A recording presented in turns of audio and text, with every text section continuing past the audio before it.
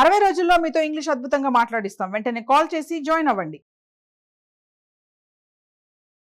నమస్తే, welcome back to Suman TV. నేను మీ సంజయ్. ఈరోజు మనతో పాటు ఉన్నారు తోడు నీడ ఫౌండర్ రాజేశ్వరి అమ్మగారు. మ్యామ్తో మాట్లాడుకుని విషయాలు తెలుసుకుందాం. నమస్తే అమ్మా. నమస్తే సంజయ్. అమ్మ, ఇప్పుడున్న సమాజంలో ప్రతి ఒక్కరికి అవసరపడుతుంది ఏదో సందర్భంలో హెల్ప్ అనేది. అవును. హెల్ప్ చేస్తేనేమో చేసిన వాళ్ళని మర్చిపోతుంటారు. అవును. ఒకవేళ చెయ్యకపోతే చేయలేదని చెప్పి గుచ్చిపడేస్తారు. అసలు ఇప్పుడున్న జనరేషన్ కి ఇప్పుడున్న సమాజానికి చూసుకుంటే ఎదుటి వారికి సహాయం చెయ్యాలంటారా, అసలు చేయకూడదంటారా? ఒకటి, నువ్వు సహాయం చేసినప్పుడు వాళ్ళది గుర్తు పెట్టుకోవాలి, శాశ్వతంగా నీ పట్ల వినయ విధేయతలతో ఉండాలని ఎందుకు ఎక్స్పెక్ట్ చేస్తావు? అంటే మనం వాడికి సహాయం చెయ్యాలి అనుకొని చేసాం, వాడు తిరిగి మనకి థ్యాంక్స్ చెప్పాడా లేదా మనకు అనవసరం, మన డ్యూటీ మనం చేసేసాం. ఇప్పుడు దాన ధర్మాలు చేసేటప్పుడు కూడా చాలా మంది దానం చేస్తే పుణ్యం వస్తుంది ఏం చేస్తారు, వెంకటేశ్వర స్వామి హుండీలో డబ్బులు వేస్తే పుణ్యం వస్తుంది ఏం చేస్తారు. అక్కడ అడుక్కునేవాడు ఉంటాడు, వాడికి ₹1 వేయరు. మన పూర్వీకులు ఏం చెప్పారంటే, నువ్వు ఏ దానం చేసినా ధర్మం చేసినా కృష్ణార్పణం అనుకోమన్నారు. అంటే నేను చేసే దానం భగవంతుడికే అర్పితం అని అనుకోమని. అంతేగాని ఇది నాకు బ్యాంక్ బ్యాలెన్స్ పెరుగుతుంది కాబట్టి నా పుణ్యం రేటు పెరుగుతుంది కదా, నా పాపాల రేటు తగ్గుతుంది కదా అనే ఉద్దేశంతో చేస్తే దానికి ఫలితం కూడా ఉండదు. అట్లాగే నువ్వు చేసే సహాయాన్ని నీ మానవతా దృక్పథంతో, అయ్యో అవతల వ్యక్తి కష్టంలో ఉన్నాడని నీకు చేతనైన సహాయం చేయి, తప్పులేదు. కానీ వాళ్ళు తిరిగి నాకు కృతజ్ఞత చూపించట్లేదు అని ఎక్స్పెక్ట్ చేయడం తప్పు. ఆశతో చేయకు, నువ్వు చేయాలనుకున్నావు చేసావు అంతే. అది వాడు ఇష్టపడితే నీకు థ్యాంక్స్ చెప్తాడు, లేకపోతే లేదు. అంచేత అలా వాడు చేశాడు కాబట్టి ఇక నుంచి నేను ఎవరికి సహాయం చేయను అనుకోవడం కూడా తప్పే కదా. ఎదుటి వాళ్ళకి సహాయం చేయకపోతే సహాయం చేయలేదంట అంటే గుచ్చి పడుస్తుంటారు. ఇప్పుడున్న పరిస్థితులు ఎలాంటివి ఆలోచించారు.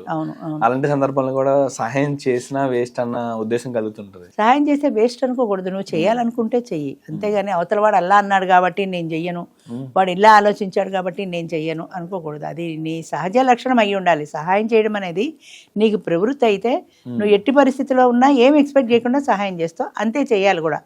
వాళ్ళు అలా అనుకుంటారు కాబట్టి అసలు సహాయం చేయకపోవడం మంచిదా అని ఆలోచనే మంచిది కదా, థాటే మంచిది కాదు.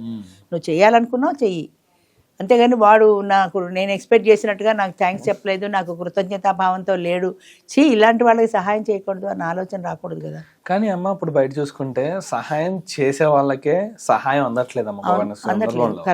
అలాంటి సందర్భంలో కొంతమందికి ఏమనిపిస్తుందంటే, సహాయం చెయ్యొచ్చా, ఎందుకు చెయ్యాలి, మనకి మనం ఆపదలో ఉన్నప్పుడు మనకి సహాయం అందనప్పుడు మనం సహాయం చేయడం ఏంటని అనిపిస్తూ ఉంటుంది. ఎక్స్పెక్టేషన్ కదా. ఇప్పుడు నువ్వు సహాయం చేసావు కాబట్టి తిరిగి నువ్వు అవసరంలో ఉన్నప్పుడు వాడు చెయ్యాలి అని నువ్వు ఎక్స్పెక్ట్ చేస్తున్నావు.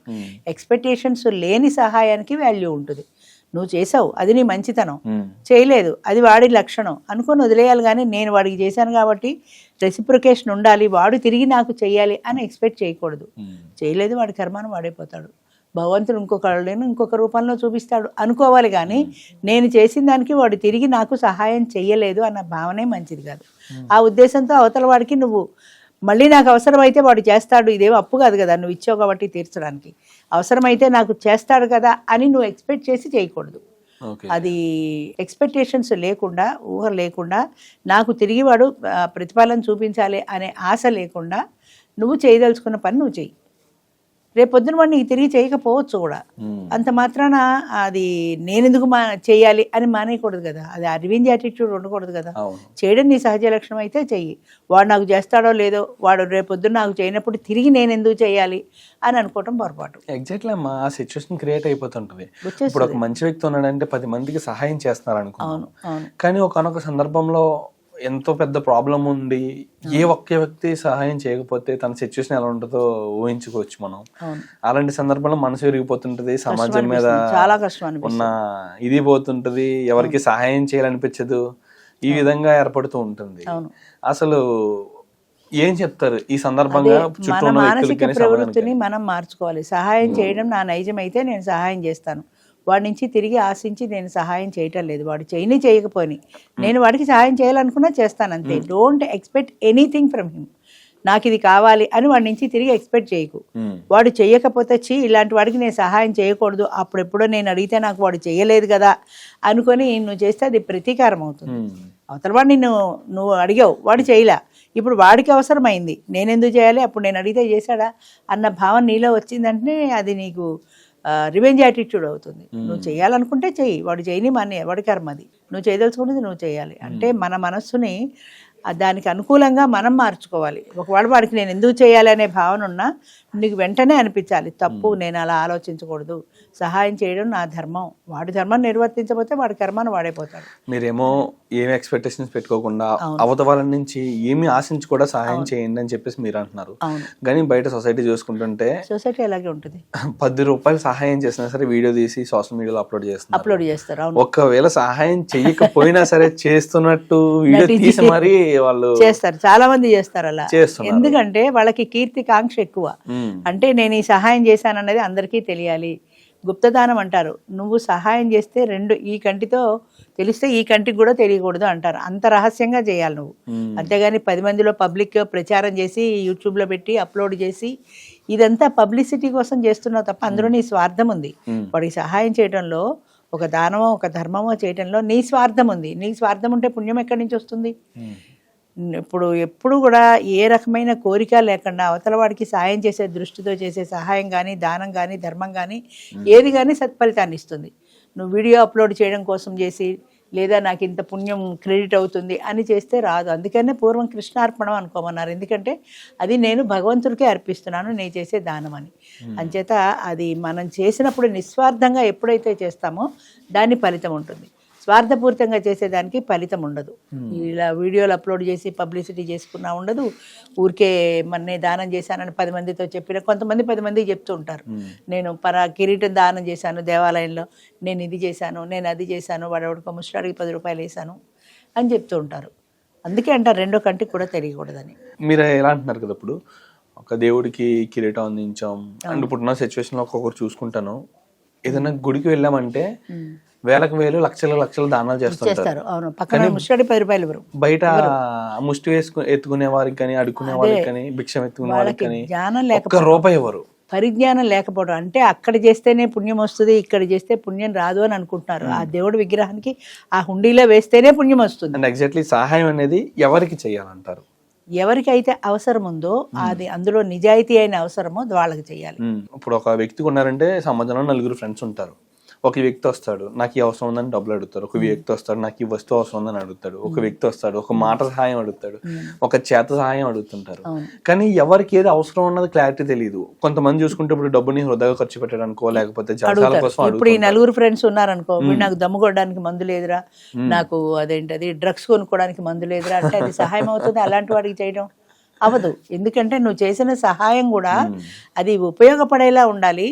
అది వేస్ట్ కాకూడదు. దురలవాట్లకి నాకు సిగరెట్ కొనుక్కోవడానికి డబ్బులు లేవంటే వాడికి నువ్వు డబ్బులు ఇస్తే అది పుణ్యం వస్తుందా పాపం వస్తుందా? అంచేత చేసే పని కూడా సక్రమమైంది అయి ఉండాలి, మంచి మార్గంలో వెళ్ళేది అయి ఉండాలి. నేను డ్రగ్స్ కొనుక్కుంటా, నేను సిగరెట్ కొనుక్కుంటా, నేను జలసా చేస్తా అంటే డబ్బులు ఇస్తే దానికి పుణ్యం రాదు కదా. అంచేత ఆ పని అంటే వాడు దేనికోసం అడుగుతున్నాడో నీకు తెలుస్తుంది కదా. పలానా అవసరం ఉంది, నాకు డబ్బులు అని అడుగుతాడు. వాడు నిజం చెప్పని అబద్ధం చెప్పని, వాడు నిజమే చెప్పాడనే ఉద్దేశంతో నిజంగా మా అబ్బాయికి ఫీజు కట్టడానికి డబ్బులు లేవు అన్నాడు అనుకో, అది విద్యాదానం అవుతుంది. అది చెయ్యొచ్చు. వాడు దానికి సక్రమంగా ఉపయోగించవచ్చు, లేదా వాడు మందు కొట్టచ్చు. అది నీకు సంబంధం లేదు. వాడు చెప్పిన కారణం ఏంటంటే పిల్లాడికి పరీక్షకు డబ్బు కట్టాలి, అది మంచి పని అనుకో, నువ్వు దానం చెయ్యి. వాడు దానికి దేనికైనా చేసుకొని, అది నీకు సంబంధం లేదు. ఒకవేళ ఎవరైనా సహాయం అడిగితే వాళ్ళకి నిజంగా అవసరం ఉంది, అత్యవసర పరిస్థితిలో మనం ఆ సహాయం అడిగారు అనుకుందాం, మనం చేయలేని పరిస్థితుల్లో ఉంటే మనం ఏం చేయలేము కూడా. అవును, కరెక్ట్. ఏం చేయాలంటారు అసలు? ఇప్పుడు అది మనం చెయ్యలేకపోయినా చేసే మార్గం చెప్పొచ్చు. అంటే ఇప్పుడు మన వల్ల ఈ పని అవ్వదు, అమ్మ నా వల్ల ఈ పని అవ్వదు, కానీ ఫలానా వారి దగ్గరికి వెళ్ళి మాట్లాడండి, ఆయన మీకు సహాయం చేస్తాడు. అంటే ఇది ఇండైరెక్ట్ హెల్ప్ అనమాట. నువ్వు డైరెక్ట్గా చేయకపోయినా చేసే మనిషిని చూపిస్తున్నప్పుడు మనం ఎప్పుడైనా అంటాం చూడండి, భగవంతుడే నీ రూపంలో వచ్చాడు అని ఎవరైనా సహాయం చేసినప్పుడు నీ రూపంలో భగవంతుడే నాకు సహాయం చేశాడు అంటాం. అలాగా భగవంతుడు డైరెక్ట్గా రాకపోయినా నీకు చేసే మనిషిని చూపించాడు. అట్లాగే ఆ సమస్యకి నువ్వు పరిష్కారం చెప్పలేకపోయినా చేసే వ్యక్తిని చూపిస్తే కనీసం ఆయన దగ్గరికి వెళ్ళి సహాయం పొందుతాడు కదా. అది కూడా సహాయమే, అది కూడా నువ్వు సహాయం చేయడమే కదా. అంచేత సహాయం చెయ్యాలి అనే భావన మనలో ఉన్నప్పుడు అది ఎట్లా చేస్తామనే ఆలోచించాలి. నా వల్ల కాదయ్యా నువ్వు వెళ్ళిపో అనడానికి ఇంకా ఏదైనా మార్గం ఉందా, సెకండ్ థాట్ ఏమన్నా ఉందా అని ఆలోచించడానికి తేడా ఉంటుంది కదా. నిజంగా మనసులో మనకి సహాయం చేయాలి అనే భావనే ఉంటే, అయ్యో ఇది నేను చేయలేకపోతున్నాను, ఎవరి దగ్గరికి వెళ్తే ఈ పని అవుతుంది, ఎవరిని కలిస్తే ఈ పని అవుతుంది, పద నేను కూడా అక్కడికి వస్తాను అని చెప్తారు. ఇదివరకు ఒక కథ చెప్పాను నేను, 1.5 ఫ్రెండ్ అని, మీ దాంట్లోనే అనుకుంటా. అదేంటంటే ఒక అబ్బాయి చెప్పాట నాకు ఫేస్బుక్లో ట్విట్టర్లో 200 మంది ఫ్రెండ్స్ ఉన్నారని తండ్రితో. అంటే తండ్రి అన్నట్టు అబ్బా నీకు 200 మంది ఉన్నారా, నాకు 1.5 ఫ్రెండే ఉన్నాడు రా అన్నట్ట. 1.5 ఫ్రెండ్ ఎట్లా ఉంటాడు, అర ఫ్రెండ్ ఎట్లా ఉంటాడని నాకు అడిగి డౌట్ వచ్చింది. అవును కదండి. అదే నేను చెప్తాను నీకు, నువ్వు పందిని చంపేసి మూట కట్టి నువ్వు ఇది తీసుకుని నీ 200 మంది ఫ్రెండ్స్ దగ్గరికి 1 by 1 వెళ్ళు. నేను మనిషిని చంపేశాను అంచేత నేను ఇప్పుడు ప్రమాదంలో పడ్డా, పోలీసులు నా వెంట పడుతున్నారు, ఇందులోంచి నేను బయటపడాలి, నాకు సహాయం చేయమని నీ ఫ్రెండ్ని అడుగు. నీ 200 మంది ఫ్రెండ్స్లో ఎవరైనా చేస్తారేమో చూడన్నాడు. 200 మంది దగ్గరికి తిరిగాడు ఈ మూట వేసుకుని, ఎవ్వరూ సహాయం చేయలేదు వాడికి. అంటే నీ 200 మంది ఫ్రెండ్స్ వేస్ట్ క్యాండిడేట్లు. నీ కష్టం ఉన్నప్పుడు ఎవడో ఏ రకంగా సహాయం చేయాలి. 200 మంది ఫ్రెండ్స్ ఫేస్బుక్లో హాయ్ అంటే హాయ్ అనుకునే ఫ్రెండ్షిప్ ఎంతవరకు నిజం అది? నా 1.5 ఫ్రెండ్ ఉన్నారు కదా, ఆ అర ఫ్రెండ్ దగ్గరికి వెళ్ళు. అర ఫ్రెండ్ దగ్గరికి వెళ్ళి నేను పలానా వారి అబ్బాయిని ఇలాగ చంపేశాను, పోలీసులు వెంటబడుతున్నారని చెప్పు. వాడు ఏం సహాయం చేస్తాడో చూడు. వాడు చేయకపోతే అప్పుడు ఒక ఫ్రెండ్ 1.5 ఉన్నారు కదా, ఆ రెండో వాడి దగ్గరికి వెళ్ళి, వాడు పూర్తి ఫ్రెండ్, వాడిని అడుగు, వాళ్ళు ఏం సహాయం చేస్తారో చూడన్నాడు. సరే అర ఫ్రెండ్ దగ్గరికి వెళ్ళాడు, నేను పలానా ఆయన కొడుకుని ఇలాగ ప్రమాదంలో ఉన్నానని చెప్పాడు. ఆయన ఏం చెప్పాడంటే ఆలోచించి, సరే నువ్వు ముందు మూట ఇక్కడ పెట్టేసి నువ్వు ఇంటికి వెళ్ళిపో అన్నాడు. దాని సంగతి నేను చూస్తాను, అది వదిలే మర్చిపో, నువ్వు ఇంటికి వెళ్ళిపో అన్నాడు. సరే మూట అక్కడ పెట్టేసేడు, వెళ్ళిపోయాడు. తర్వాత ఒకటి ఫ్రెండ్ ఉన్నాడు కదా, వాడి దగ్గరికి వెళ్ళాడు. వాడి దగ్గరికి వెళ్ళి, అయ్యా నేను ఇలాగ చంపేశాను ఒక వ్యక్తిని, పోలీసులు నా వెంటబడుతున్నారు, మా నాన్నగారు మీ పేరు చెప్పారు మీ దగ్గరికి వెళ్ళమని, మా నాన్నగారు ఫ్రెండ్ కదా మీరు అనగానే ఆయన ఏమన్నాడంటే, ఆ మూట ఇక్కడ పెట్టు, ఆ తప్పు నేనే చేశానని నా మీద వేసుకుంటా, పోలీసులు వస్తే నేనే పట్టుబడతా, నేనే జైలుకి వెళ్తా, నీకు అనవసరం, ఇంటికి వెళ్ళిపో అన్నాడు. ఆర ఫ్రెండ్ ఎంతవరకు కొంతవరకే చేశాడు, అక్కడ పెట్టేళ్ళు ఏదో ఒకటి నేను చూస్తాలేని.